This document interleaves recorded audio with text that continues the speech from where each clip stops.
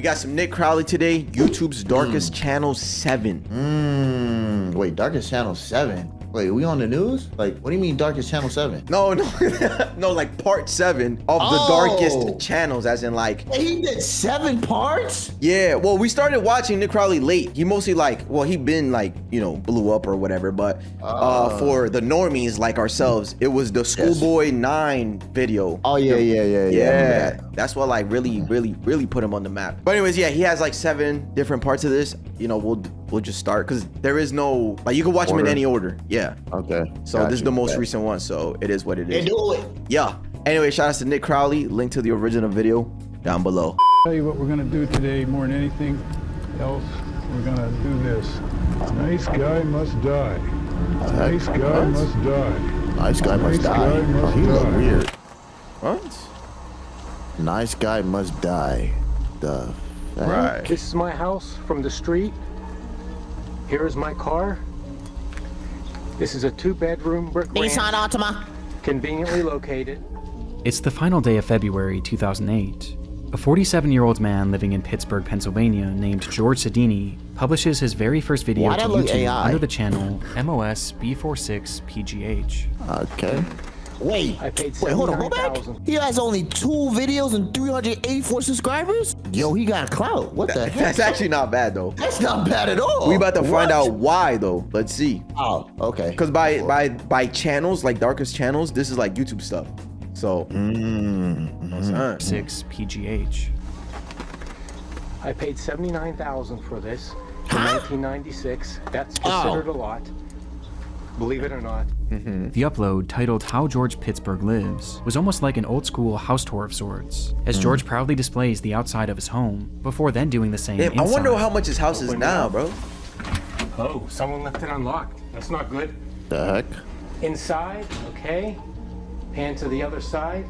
Seemingly making a point of mentioning every minute feature in the otherwise dim and empty home. Here's my big screen Bro, he's TV. filming on a My potato. computer, couch and chair, they match. Dining room set, shoebox full of old pictures. To anyone who may have stumbled upon this strange video or Sodini's channel in general back in 2008, it would likely come off as entirely uninteresting and far from anything disturbing. However, to those who find it today, this couldn't be more different, as the account carries with it a layer of disturbing context due to the events that transpired after this first video was published.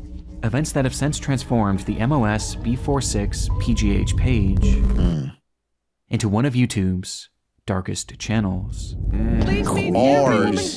What an intro, bro. Creepy. Make sure he's someone you can trust. Bro, I love the, like, I mean, I say this all the time, but I love the way he ties in everything together. And, huh? Cut out for me for a second. Oh, I said I love how he ties in everything together and makes it like a story, you know what I'm saying? He's a good storyteller. Oh, yeah. We'll be right I'm sure most back. of you guys have heard about the TikTok ban at this point. And honestly, there's something about it that's been bothering me. You or I could do a simple Google search and in a matter of seconds find countless different data broker websites where you can buy pretty much anyone's and they personal take your data for just a few website and bucks. your And not information. only can anyone do that, but it's also perfectly legal. If you watched the news at all last year, you were bound to see countless different big companies with terrible security getting hacked and having their data leaked. But as much as those companies, bro, ever since then, I've been getting mad scam calls, bro, and just random text messages talking about, oh, your package this, your package that. I didn't even order nothing. Yeah. Fine.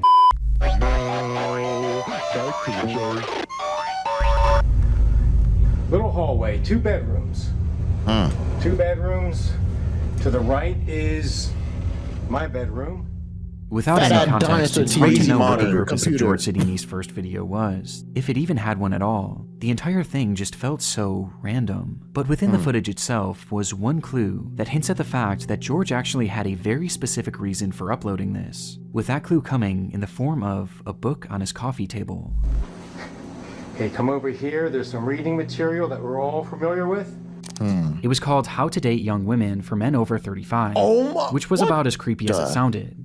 My first guest today is a 51-year-old bachelor who says if you're a single woman over 30, you're a dating has-been. Please meet everyone's dream, Don Steele. How did he date young women under 30? spot? Under what? Its author, Don Steele, had made a living as a dating counselor and life coach, creating various books and programs that were geared towards socially awkward men, exploiting them with the promise that someday they'll be able to get the younger girl of their dreams, even after they reached middle adulthood. And all that they had to do was pay for his course, pay for the book, and dedicate themselves to becoming more desirable. This is George Sodini was the perfect target. How you doing, Saudi? Despite having a successful career as a systems analyst at a law firm, he struggled to maintain any relationships with the women that he met. It had been well over a decade since he last had a girlfriend, and despite desperately wanting one, George just seemed to lack the ability to connect with women on any level, even as just friends. And as his isolation began to grow, so too did his obsession with finding a girlfriend. George had nearly given up these pursuits too, until he was introduced to Don Steele's course, viewing the program as his last real shot at human connection, obsessively reading the book to the point that he was supposedly able to recite passages by memory alone. On top of this, he would also attend many of this supposed guru's in-person seminars, with some of his visits even being captured on camera and later posted onto Don Steele's YouTube channel. It used to be down here. It was called a codpiece, and it's gradually over the years moved up here. So it's read like an erect you-know-what.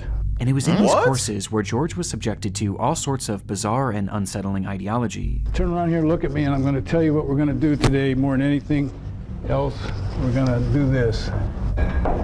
Nice guy must die. But despite agreeing with this man wholeheartedly and following all of his work, George was still making very little progress, which was evident by the footage of him attending these seminars, as he appears incredibly nervous and kept mainly to himself. And so, recognizing that George had much to improve on, he was given an assignment by one of his instructors. Go get a girlfriend. He was told to film a video of his house, so that the instructors and everyone else in the class could see if he was really making himself and his environment desirable enough to any woman who might come over. Oh. That makes sense. Bro, this guy's like a very early version of a red pill masculine. You watch the videos, what are they called? Like those toxic the red pill niggas. Yeah, they try to give you like courses on how to get women or whatever, bro. The easiest way to get a girl, bro, just be yourself, my boy. You know what I'm saying? Obviously, you know. Easiest way to get a girl is don't focus in on getting. Yeah, you cut off too, but I heard what you meant. The easiest way is to not focus on it. Facts, bro. It's just gonna find you, you know what I'm saying? But at the same time, you do have to make an effort. Not even an effort, bro. You generally have to focus on yourself, though. You know, become the better version of yourself. And then while you're, you know, obtaining all these new goals or whatever, like your energy shifts and people would pick up on that. And that's it. And then someone's gonna gravitate towards you. You're done. Easy. Come on, man. They match. The woman will really be impressed. Knowing this, the footage feels so much lonelier, as it was almost like he was trying to sell his way of living as being good enough for a partner that he was really no closer to finding. There's something so depressing about it. And this wasn't his only video. How many? Well, I see he has 2. It is easy for me to hide from my emotions for one more day. Take a long drive in the car, listen to some music, daydream, or just do some mundane task around the house that really doesn't need to be done, that's not too important. And there you go, one more day, and one more day turns into one more year. Months later, on June 23rd, 2008, George would return with an upload he had filmed inside of his basement. And in it, we get more insight on just how severe his isolation had become, though he still held on to a sliver of optimism thanks to Don Steele's course. You look scary as hell. You do. Now, RDS says that I have approximately maybe 15 more years to be successful at this. And when I heard that, I wanted to continue immediately to start moving on this. I didn't realize I had that much time. So my objective is to be real and to learn to be emotional and to be able to emotionally connect with people. Before he eventually reverts back to talking about his uncanny desire to find a younger woman. Because when I'm 10 to 20 years older than she is, she has to feel good about this thing. Ending the video with hints of an uncertain future. I'm gonna post this and see what comes back. Okay. He would never upload again. And soon after, it appears George gave up trying, essentially accepting his life of loneliness. But while this would be the last video made to his channel, he wouldn't leave the internet entirely. Soon after this final video was posted, a website was launched called GeorgeSodini.com, which served as a place for George to blog about his emotions. And while something like this could have been beneficial for him, this website would instead only serve to capture his descent into madness. An immediate red flag was raised by the very first text you see on the website, as George wrote, "Why do this? To young girls? Just read below." Oh my God, a running log that includes my thoughts and actions after I saw this project was going to drag on, with the line serving as some sort of bizarre disclaimer, though with no other context. George's entries began. December 22nd, 2008. Time is moving along. Plan to have this done already. I will just keep a running log here as time passes. Many of the young girls here look so beautiful as to not be human. Very edible. After joining this gym, started lifting weights and like it. Oh my God. This early post encapsulates what this blog He's one of those, bro. One of those older men that go to the gym. There's a people time at the gym? Yes. Almost. They said they're not. Wait. Many of the young girls here look so beautiful as to not be human. Very edible, bro. I'm thinking like he be eating them. Well, he wants to. Like, to him, they're like very delicious. Like, they're very like that. That's what he wants. He's at the gym looking. Oh my God, bro. Yo, do not put this guy on TikTok, bro, because then he would be canceled today, bro. Oh yeah, they gonna cancel that. Yup, for looking. Young women he would see throughout the day, his time at the gym, and his plan.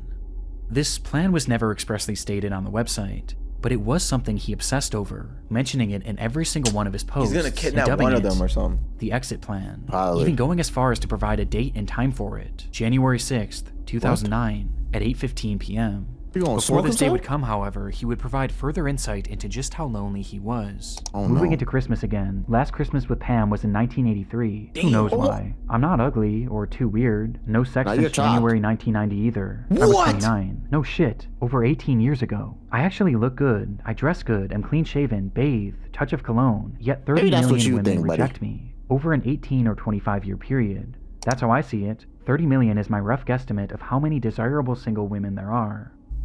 With several other posts of the same nature, the day of— I feel like his flaw is trying to get a younger woman.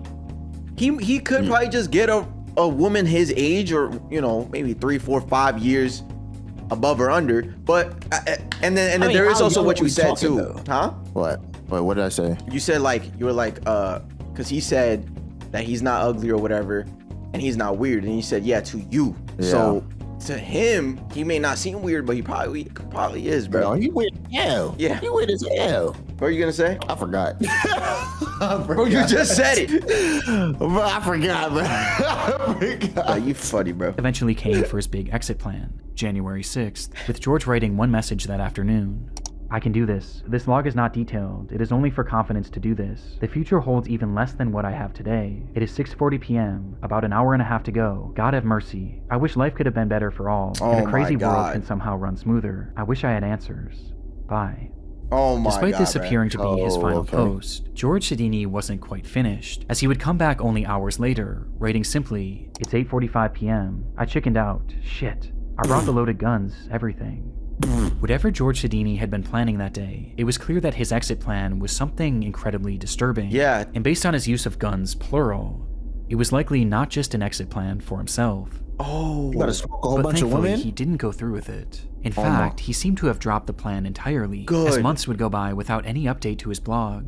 Though this wouldn't last, as in April of 2009, he began posting yet again, with these entries being even more disturbing. Oh, he's really into madness. 2009. Wow, I just looked out my front window and saw a beautiful college-age girl leave Bob's across the street. I guess he got a good lay that's what I was gonna say. College Hold girls on. are hoes. Yeah. So I was like, how young is he going for? Like, oh yeah, college age girl, yeah. Like, is he talking about maybe like 5 years younger than him? Or like we talking like 20-year-old type John? Yeah, no, he mentioned 10 to 20, which is a lot. That's a big age gap, bro. That's what I'm saying. If it's like 3, 4, 5 above or under his age, that's okay. But once you start hitting them double digits, bro, like that's a whole complete mindset, a whole different generation. You know what I'm saying? Y'all not even on the same energy, the same wavelength, buddy. Yeah, bro. So I think that's his flaw. Like, bro wanted a really young girl.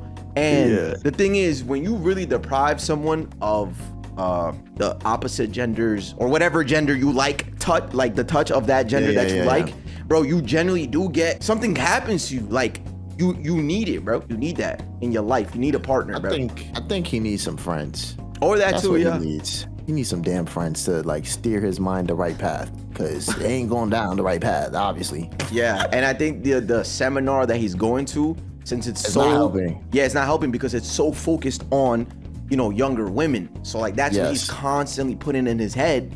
And boom, now he saw somebody leave out Bob's house. Now that messes up his head because he thinks like, yo, Bob is really doing that. Like he's getting these girls. But that could probably be his cousin or niece or something, a daughter. Or something. Yeah. So he's far gone, bro. Yeah. I masturbate. What? Was good, Katisha. He is about 45 years old. Hold on. Okay, so he be Out my front drinking. window and saw a beautiful college-age girl leave Bob's house across the street. I guess he got a good lay today. College girls are hoes. I masturbate frequently. He is about 45 years old. She was long-haired, hot little hottie with a beautiful bod.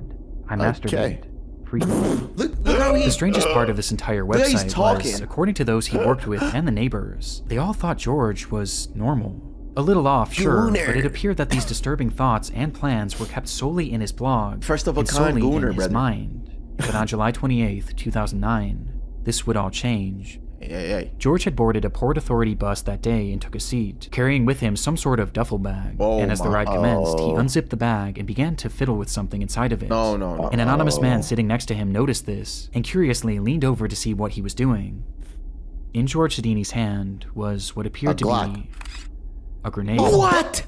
The stunned passenger ran off at the next stop and immediately alerted the police. But bizarrely, nothing actually came of this. No explosions happened that day, and upon police eventually tracking down Sodini 2 days later, he was searched, but there was no sign of this supposed grenade. And the man who had reported this incident was unable to positively identify him. And so, George was released, allowing him to continue on with his day, and to continue on with his posting. Whoa. August 3rd, This probably 2009, angered him. I took off today, Monday, and tomorrow to practice my routine and make sure it was well polished. I need to work out every detail. There is only one shot. Also, I need to be completely immersed into something before I can be successful. I haven't had a drink since Friday at about 2:30. Total effort needed. Tomorrow is the big day. Oh my That's God, how I tried bro. this What in are you January, doing? but chickened out. Let's see how this new approach works. Maybe soon I will see God and Jesus. Oh yeah, no, it's This was the final update made over. to GeorgeSodini.com, and unlike his previous attempt at carrying out this exit plan, this time, he didn't back out. He boomed himself? On August And 4th, other people too. 2009, George Sodini would enter an LA Fitness in Bridgeville, Pennsylvania, and walk directly into a woman's Wait, aerobics what did he class say? with a What did he duffel say? I bag was in his laughing at hand. something. He walked into an LA Fitness, bro. On August 4th, 2009, George Sodini would enter an LA Fitness in Bridgeville, Pennsylvania, and walk directly into a woman's aerobics class with a duffel bag in his hand. No. He then dropped his bag on the floor with a loud bang before he closed the door and shut off all the lights. No. What? In a moment of darkness and confusion, one witness recalled that she felt the presence of someone who didn't belong there. Before total panic would ensue, everyone was just screaming so loud. At first, I didn't even think shots were being fired. It was so surreal. At that moment, George Sodini had brandished 2 guns from his bag and opened fire on the group of 30, all of whom were women, which was entirely the point. This was In that dark, cramped room, George would discharge his weapon 52 times, striking 12 different women and then himself. Wow. Of the injured, 49-year-old Elizabeth Gannon, 38-year-old Jody Billingsley, and 46-year-old Heidi Overmeyer would tragically lose their lives. Oh while my the others God, had bro. permanent injuries, both physical and mental. Yeah, that's definitely. It wasn't hard to find a motive. George had spelled it out right there in his blog. He desired women so much that his inability to ever gain a real connection with any of them turned his infatuation into pure hatred. Is this not the definition of an incel? I would assume so. I mean, I don't. Oh, you died. You died. Hello. I don't know. My mic is be acting up now. Nah, yeah, But, I think it's Discord, bro. Discord does that. I think it's Discord too. I don't know. He's troubled. He's a troubled being. I'll tell you that. He's a very troubled being. Troubled creature. Yeah, bro. Yeah, and that's what I meant. Like, I feel like if you deprive yourself of whatever type of gender you like, the touch of that, or like just bro, something happens to your brain, bro. Like you genuinely think like something's wrong with the world, or like with that gender, and then you dead hate them. I feel like it depends on the person, because he's not going after the right people. He's going after people that are 10, 20 years younger than him. Buddy, you have to be their sugar daddy for them to want you, or you have to be insanely attractive. Like I'm talking about the 1% of men for a 20-year-old to come after you. So I agree, bro. He ain't like that. That boy's chopped. Oh, really? Yeah, bro. He's bugging, bro. See, this just pissed me off, bro. This is how he wanted to make them pay. And the ironic part make them is that pay? this was all so avoidable, as these plans were heavily implied on his website, which had been publicly available online for roughly an entire year. Yeah, but yet no one cared enough about him to ever look. Exactly. Yeah, he definitely not fine shit. It's easy for me to hide from my emotions for one more day. Knowing what we know now, George's channel is highly disturbing, as it shows us a glimpse into a mind on the verge of completely snapping, and a last gasp attempt at achieving normalcy by a person who would go on to become a monster when he didn't get what he wanted. Sick, man. Just everything I need. Well, that about sums it up. Hi guys, I am with Lewis. Hello, Lewis. Having a little drink. Displace. Mark Williams always dreamed of being a YouTuber. Okay. He'd grown up watching parkour content on the site. We used to becoming attached to parkour, both bro. its You many remember talented creators. Jawan? Yeah. Jawan was tough. He was tough, bro. We used to call him Sasuke, bro. This guy was God, doing he's back tough. flips and side flips, and I was like, but what the hell, boy? Yeah, he's tough. Yeah, bro. We used to actually parkour back then, bro. No cap. Creators and the hobby itself, skateboard eventually and- becoming so inspired by Oh, it, that. he launched Not his like own this. channel in 2019, at the age of just 15, with Mark hoping that 15? someday this channel would make that dream of his come true. The page went by many names over the years, but eventually Mark would settle on the moniker Displace, and depending on who you ask, his videos were either extremely impressive or extremely irresponsible. They showed scenes of Mark high atop buildings, Yeah, see jumping this? We rooftop to didn't do this. rooftop, climbing on massive abandoned cranes, What? to fleeing from security guards and the cops on more than a few occasions. Oh. on the way already now. Yeah, they'll catch me then, won't they? Often seen with him was his younger brother, who he had grown incredibly close with, which was due in part to the fact that Mark was somewhat of a loner and didn't have many friends in his own personal life. Though according to his mother, this wasn't necessarily by choice, as she explained that he did desperately want friendship, and he was incredibly caring, he just had a habit of making the wrong friends, describing Mark as trusting to a fault.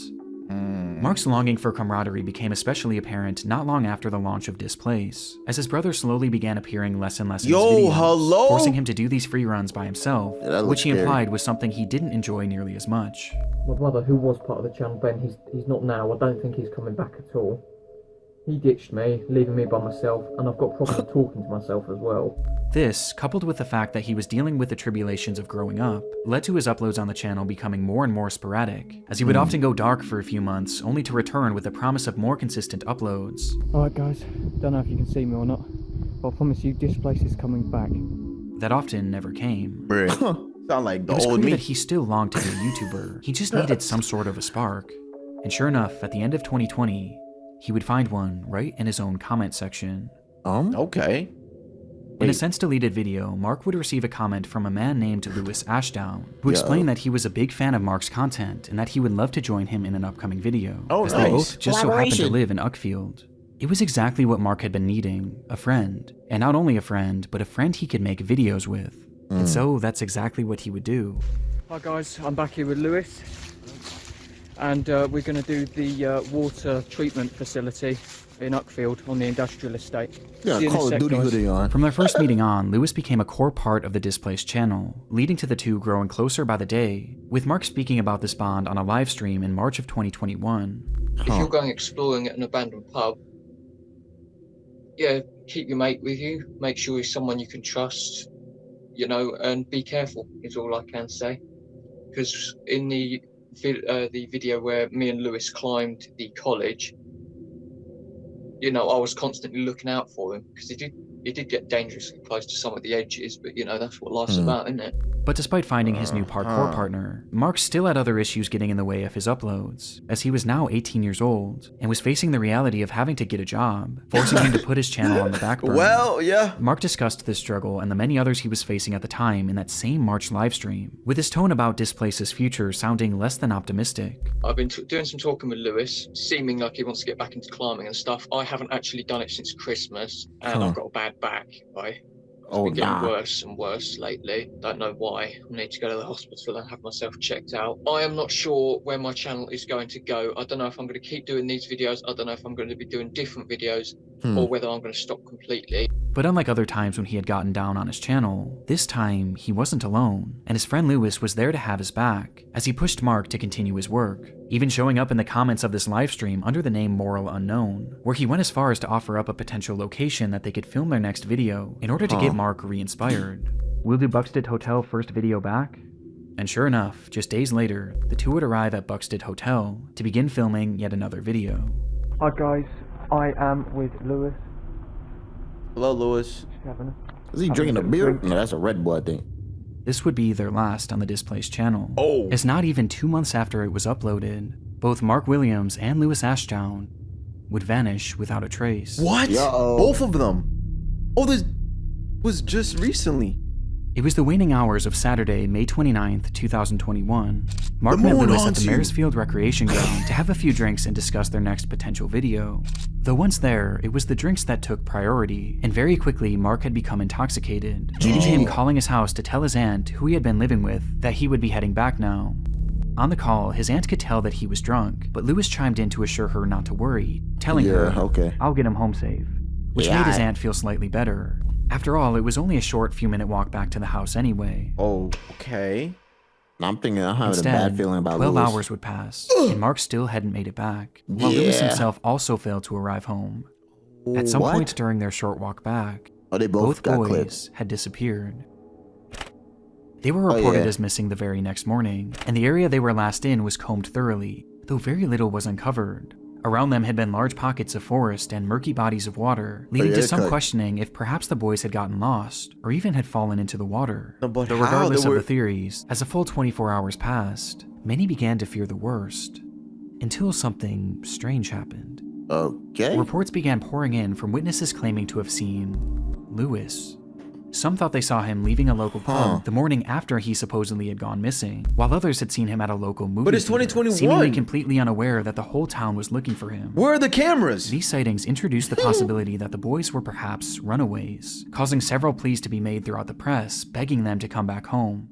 But it would be the police who would find Lewis first, tracking him down at his friend named Liam Hansen's house. Who the hell? There, the cops fired off a barrage of questions, as they not only tried to get answers as to where the boys had been, but more importantly now, they needed to know where Mark was. Throughout all the sightings, it was only ever Lewis that had been spotted. And even now, after searching this friend's home, Mark wasn't there either.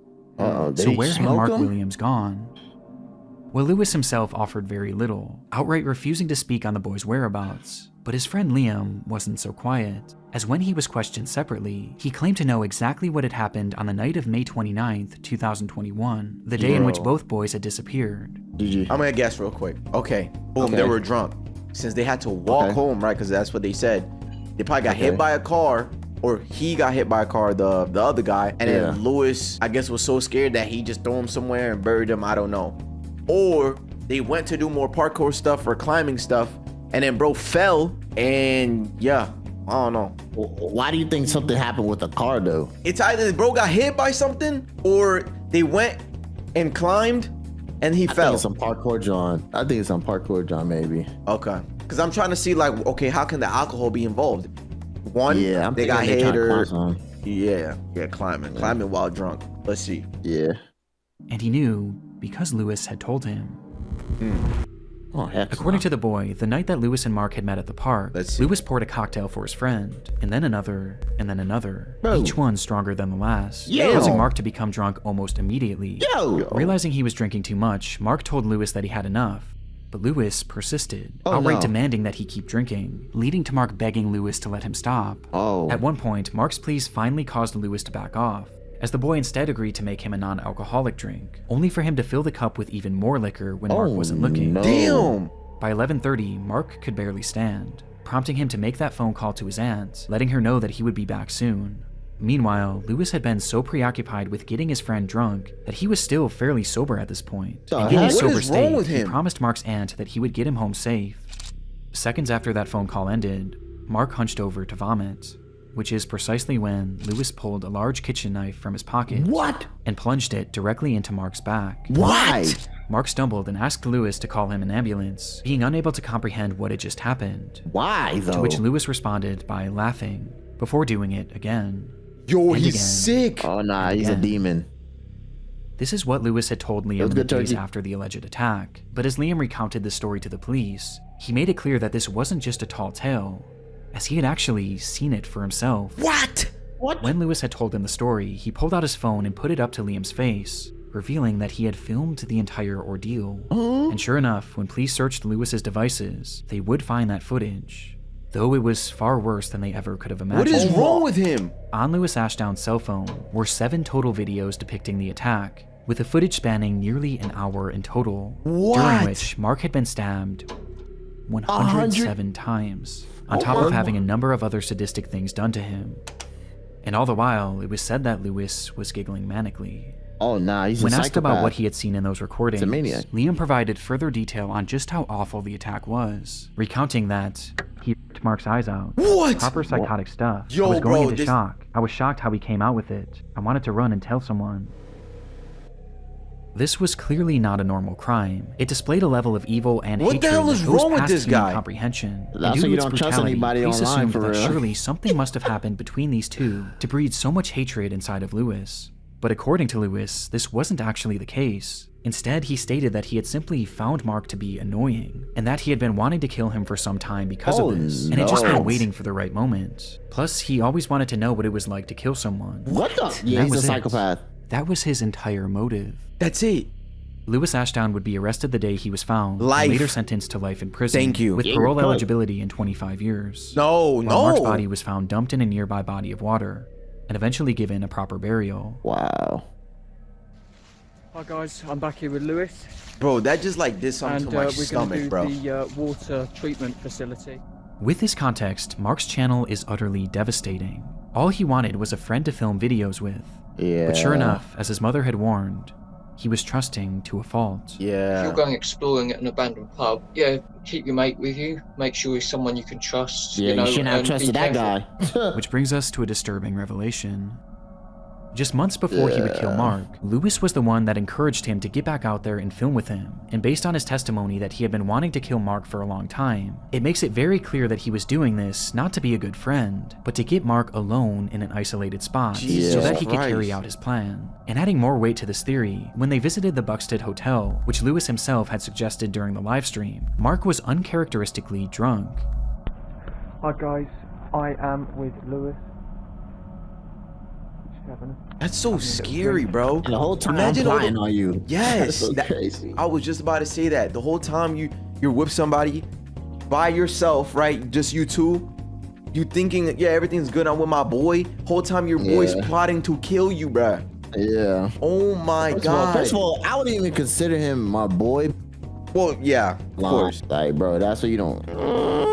But I feel like, oh my God, this is so weird, bro. Nah, this made me feel mad uncomfortable because like, Yeah. he took the videos, stabbed him 107 times, and was laughing. Like, bro, this guy is a psycho, bro.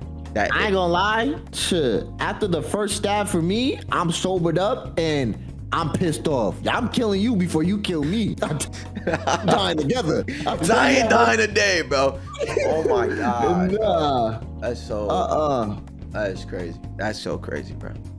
Okay, so we'll smash this after we smash these. Which was never really part of his channel before that upload. And Lewis was uncharacteristically nervous. We're going to do a couple more bangers. Can't tell you what they are in case anyone's watching that shouldn't be watching. Yeah. Who's watching? Well, no, I mean watching the videos because I thought. Yeah, I know that the police do watch my channel sometimes. Paranoid even of being caught by the cops, despite being totally unfazed in previous videos, where in some he was literally being chased by security guards. And coincidentally, by the end of this video, we get an indication as to why Lewis was so nervous.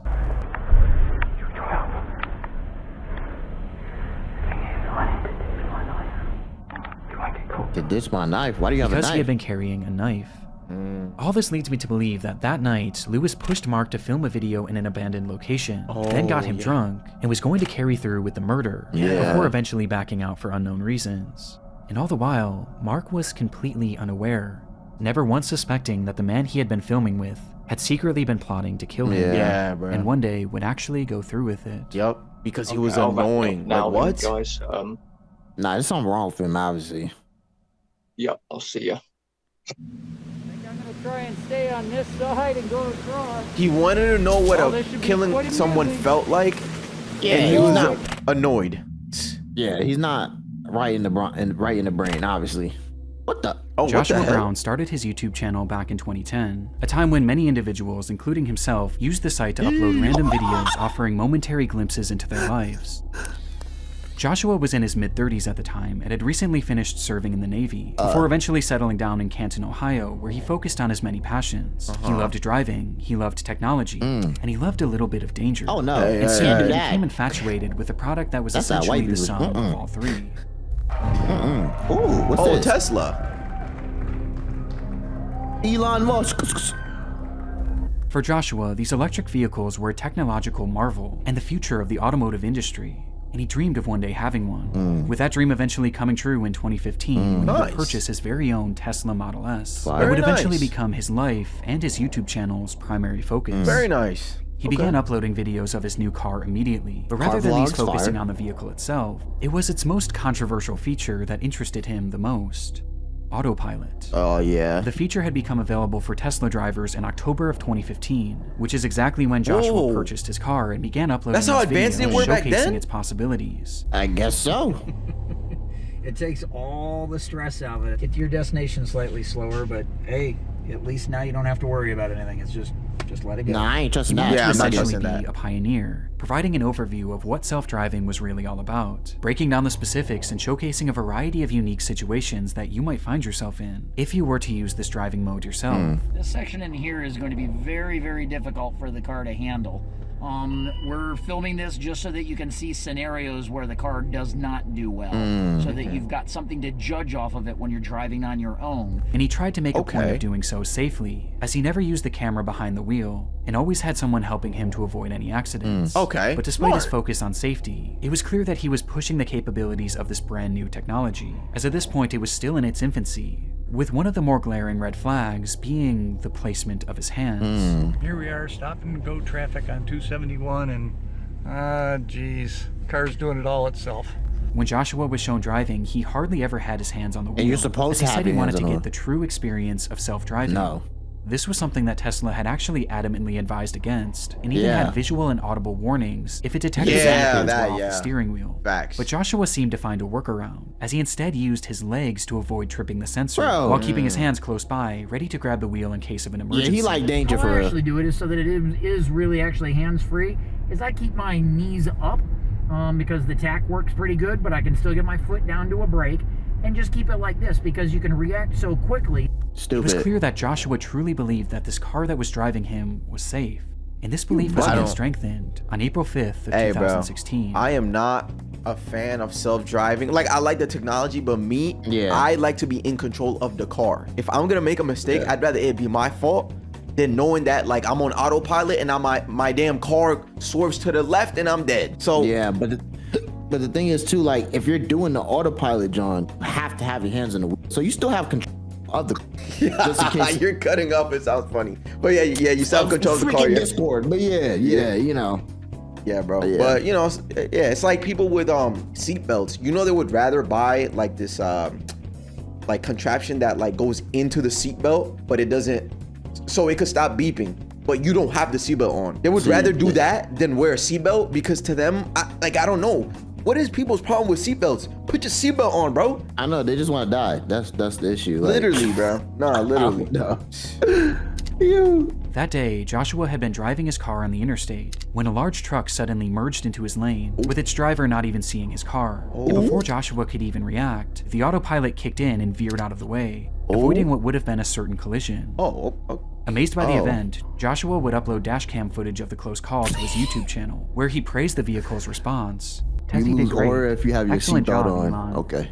This video would immediately go viral, exploding to over 4 million views between the two versions that Joshua had posted. While the response to this video was overwhelming, especially for a channel that was accustomed to getting just a few hundred views, there was one response in particular that impacted Joshua the most. As Tesla's owner, Elon Musk, would repost the video on Twitter. This Stunned was by probably the his tweet, best. Joshua would later state, "For something to catch Elon Musk's eye, I can die and go to heaven now." What?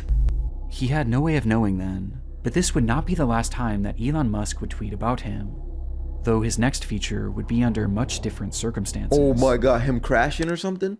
Our condolences for the tragic loss. Jesus. It happened just 1 month after Joshua Brown's video had gone viral. He was driving on Highway 27 on a clear sunny day at approximately 4 p.m. With open road ahead, Joshua turned on his trusted autopilot, and it stayed in autopilot mode for over half an hour, as at this point, his trust in the car was higher than ever, causing Joshua to seemingly lose focus on the road, as he was quickly coming up on an intersection where a massive 18-wheeler had been turning left, blocking Joshua's entire lane. GG. Joshua was seemingly so unfocused that he didn't even notice it. Oh my. Even stranger, the car itself didn't detect this either, despite the entire trailer being Lamb Jam, what's horizontal up? in their lane. This was due to its pure white body, as the sun was shining so brightly against it that, for whatever reason, it became invisible to the self-driving AI. And with neither Joshua nor the car registering the danger that they were in, the vehicle would strike the trailer, going 74 miles per hour. Oh yeah, you're cooked.